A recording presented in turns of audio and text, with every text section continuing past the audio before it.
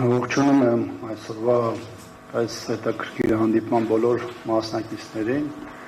եւ մեր շատ սիրելի լրատվամիջոցների գործընկերներին շաբաթօրով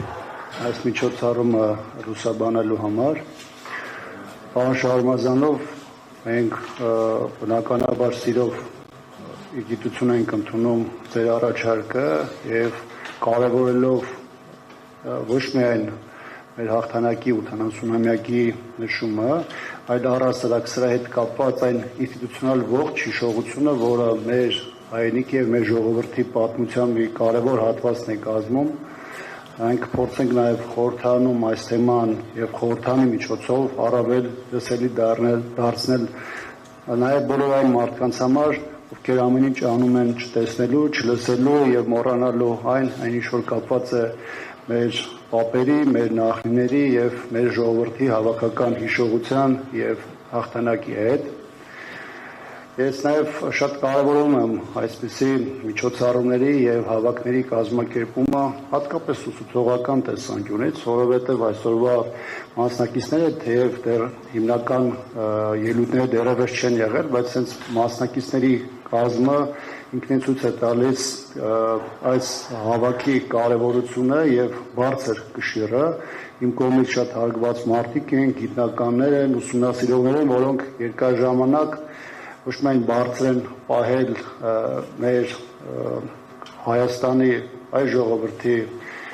պատիվը եւ արժանապատվությունը ամենատարբեր հարթակներում, այլ նաեւ հնարավորություն են տվել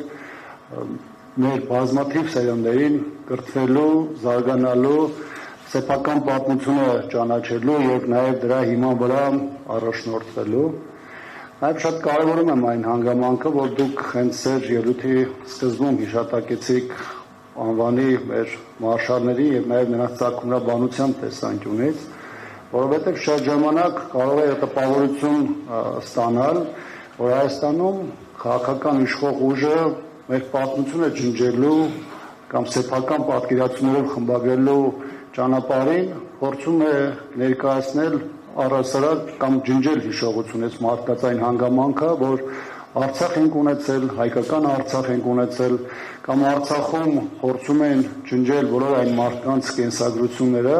որոնք հայ ժողովրդին հաղթանակ են պարգևել, պայքարի եւ դիմադրության տարբեր ճակատներում